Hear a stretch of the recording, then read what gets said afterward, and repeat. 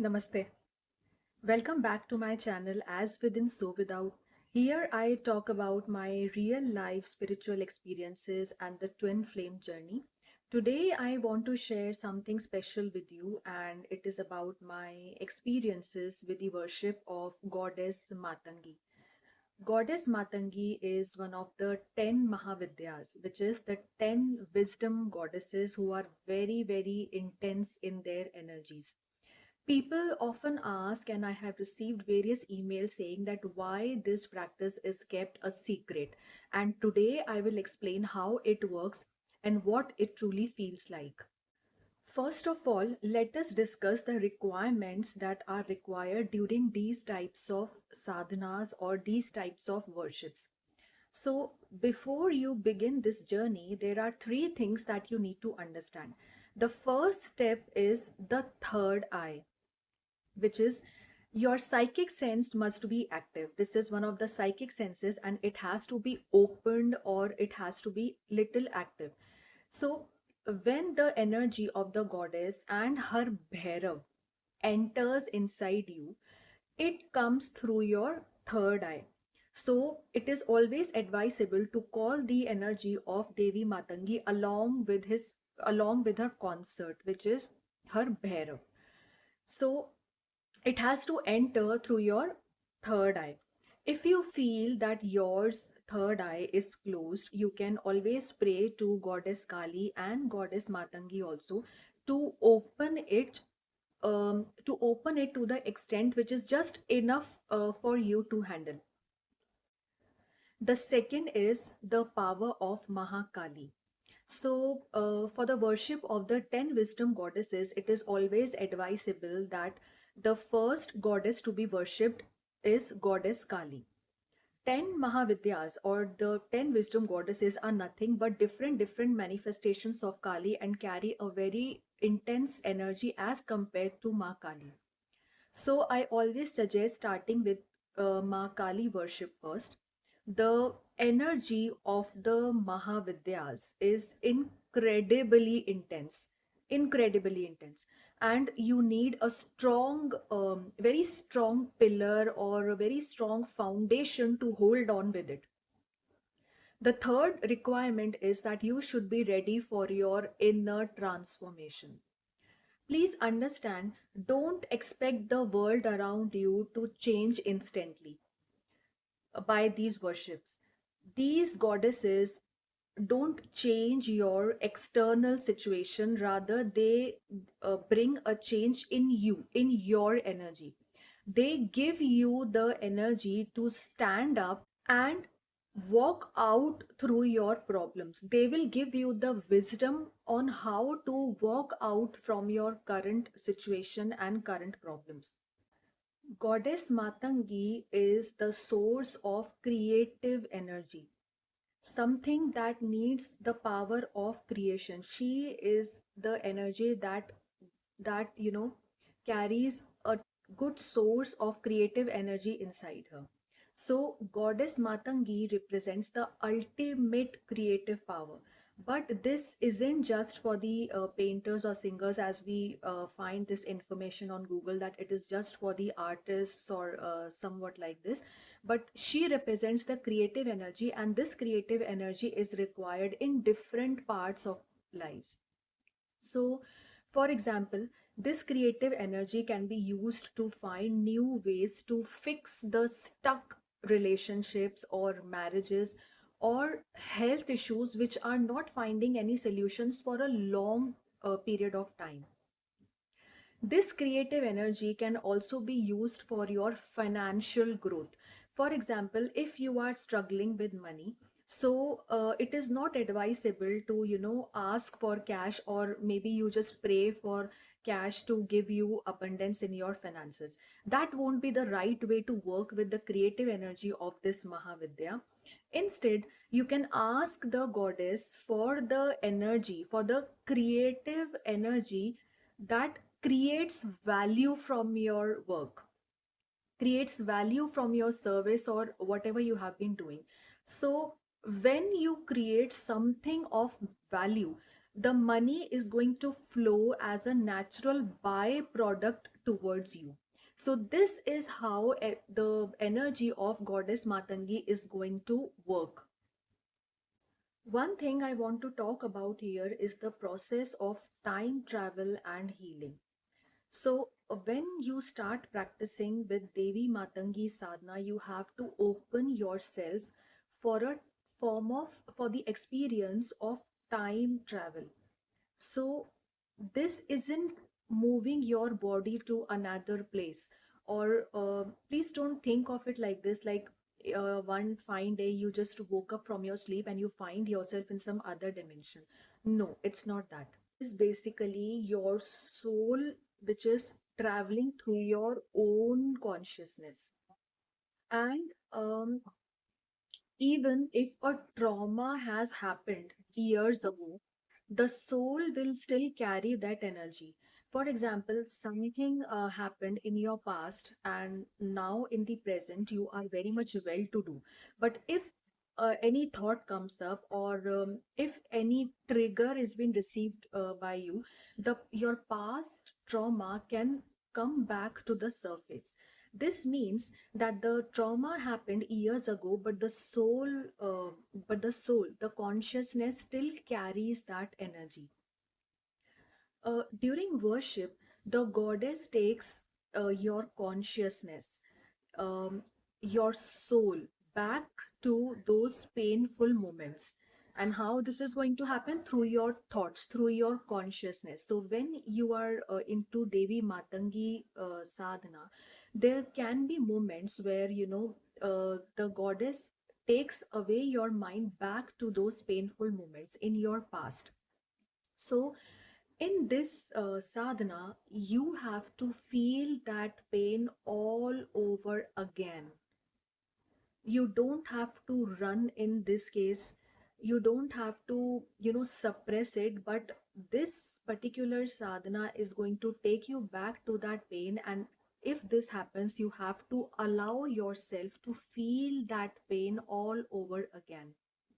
So you might feel to cry, or you might feel very heavy, but this is necessary for the sadhana actually to work for you. So this energy of Devi Matangi actually focuses on burning the old karma, the old pain, so that the new energy can enter into your energy system. Please consider yourself as a vessel of energy. So she has to find the space as to where to enter. So for her to enter, something old has to be released off. It has to be cleared off. So this energy sees into your energy system as to what pain, what trauma you are carrying. It basically will allow you to feel that energy again, to feel that pain again, to feel that pain again. And so now, while feeling this pain, when you try to release, that is when you cry, it means it will move this trauma, these emotions out of your energy system, giving you a energetic cleanse, thereby creating a space in your energy field for her to enter. Actually, I'm feeling short of words to explain this process, but still I'm trying my best. Please understand that this is how the process of Devi Matangi flows into your life. Another thing that happens is that you have to be ready to face the death of your old self. So, for those of you been going through the dark night of the soul, or some sort of extreme suffering, where there is no end to your suffering, so there is a specific piece of advice for you. uh, in this case, you have to talk to your own soul, and you have to affirm this to your own soul. I So you have to say to your soul that I am doing this to free you. I am doing this to liberate you. So so this is specific to the sadhana which you will do for Devi Matangi. And this only has to be done in those cases where you have extreme suffering and where there is no end. Please do not perform this process in the daily rituals, or you feel that your suffering is not that much to a higher level. So please understand the criticality of the situation. Here with Devi Matangi's mantras, we will be working with the soul in this process. So in case of extreme suffering, you have to affirm this to your soul again and again, saying that I am doing this sadhana to liberate you. I am doing this sadhana to make you free of this suffering. So when you affirm this to your soul and you proceed with Devi Matangi sadhana, in this particular process, you seek a kind of death.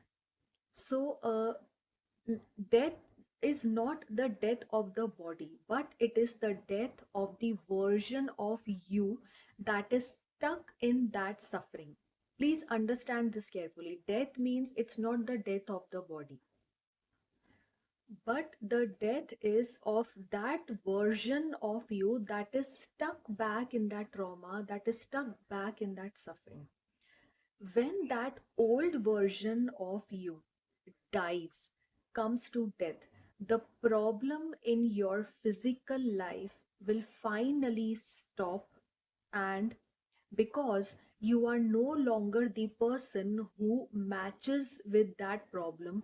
So basically in this process you have freed your soul from that suffering, and since your soul got liberated from that specific sort of suffering, the specific type of suffering, you won't experience that suffering again in your present life.